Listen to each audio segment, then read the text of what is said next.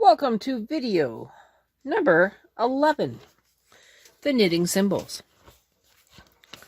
So we have knit stitch, purl stitch, 2 stitches together, transferring to the right, 2 stitches together, transferring to the left, 3 stitches together, 3 stitches together, but the right stitch is on top. 3 stitches together, but the left stitch is on top. We have a lean stitch to the right and a lean stitch to the left. Increase stitch to the right, increase stitch to the left, cross right over left, cross left over right. Gonna need color. Slip stitch, it's a V. Float stitch, not sure what a float stitch is. A loop marked is pulled up with yarn across in the front. Tuck stitch, we understand that. Tuck stitch up diagonally to the right. Cool. A few loops on marked rows pulled up diagonally to the right needle. Tuck stitch up diagonally to the left. So it goes the opposite way. A twisted tuck stitch.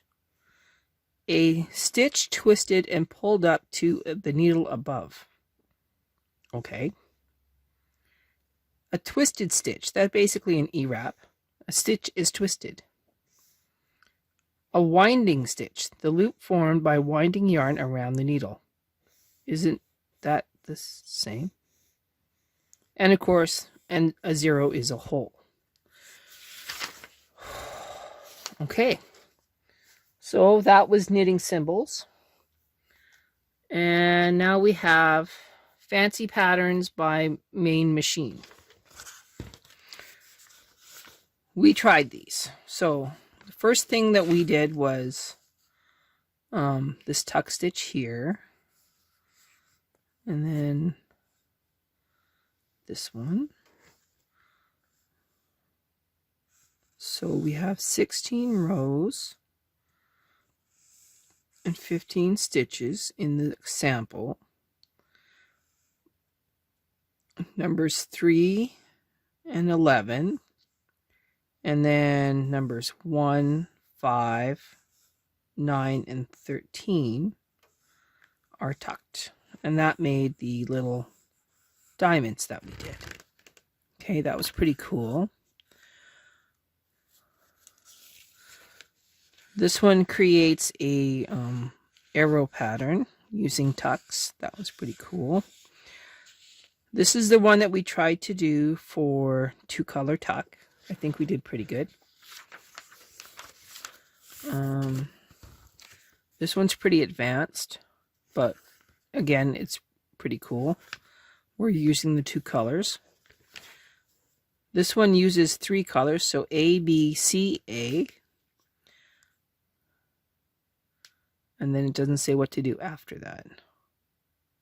Oh, okay, and then we go back to A. I got it. Okay. This pattern consists of 6 stitches and 10 rows. Yeah, okay, I get it. Successive tuck stitch patterns. Okay, well, we should have tried this one for our tuck lace. I didn't even see it in the first go round. This is basically what we did. However, instead of tucking on the outside, it was only tucking on the inside one of each of the set of 3, and only for 1, 2, 3, 4, 5. Really, 5? 1, 2, 3, 4, 5. No, that's 4. 1, 2, 3, 4. Because it starts at 4, ends at 8. Number 9 is a new stitch. However, we do bring out other ones to tuck before we put those ones back into regular knitting. It'll make sense later. I am not going to do every single one of these stitch types, just so we're clear. This is another one that we could have done. That one's pretty good. Basic 2-color. Oh, that one's pretty cool, where it makes the graduated pattern. This is the same one with the arrows, but when you do it in 2 colors, that you get a broken up arrow. This one gives you verticals and horizontals, well, angles. This one gives you diamonds.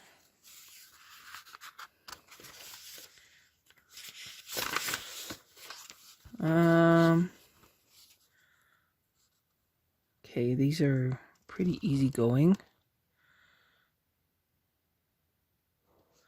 All right. A lot of us know this pattern, which is the triangles done in tuck. That one's pretty fun.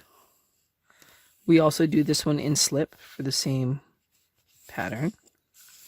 10 stitches and 20 rows. Okay. All right. So we tried this one first. Oh, although you didn't see the video, it was pretty bad. This was an absolute failure, just to be clear.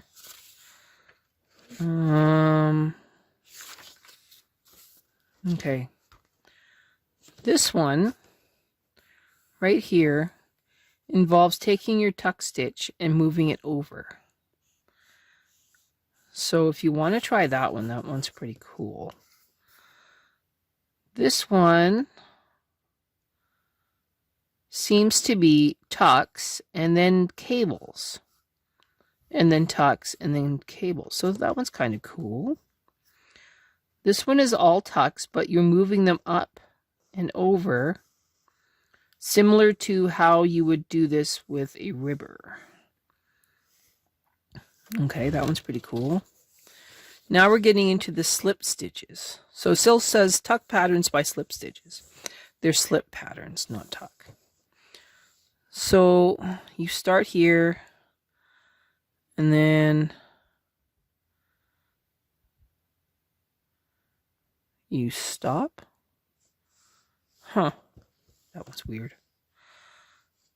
It's really hard to understand how the slip patterns go. Let me open another book here for slip, and let's look at their pattern setup. Tuck stitches, multicolor tuck, plated tuck, slip stitch. Okay, simple slip stitch, 328.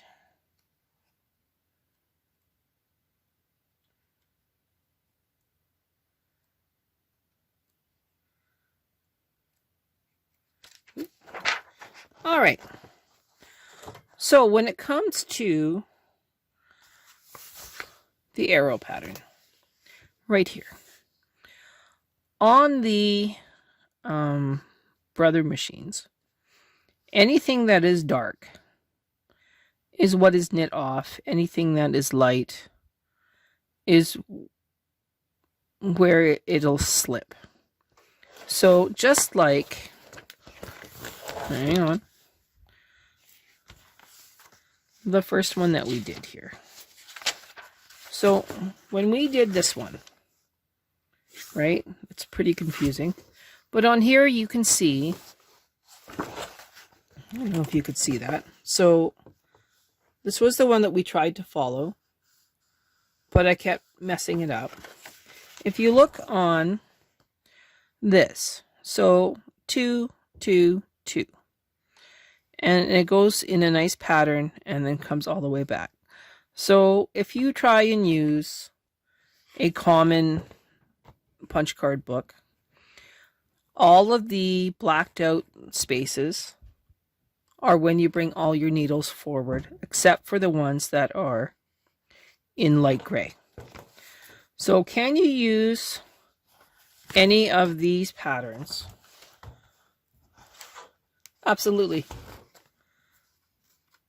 All of the punch card books can be done for all of your slip stitching and tucking needs.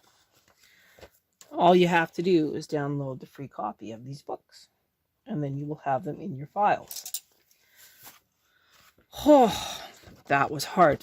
And this is actually the end of the book. So that is supposed to be video 12, but the knitting symbols was pretty easy. So I guess all that's left now is to come up with some knit-alongs so that we can practice everything that we just learned.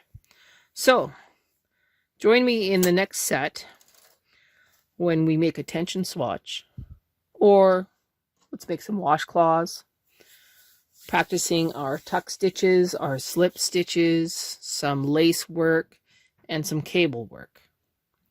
So meet me next time on this channel to have some fun with the White Tiger Fantastic Knitting Machine.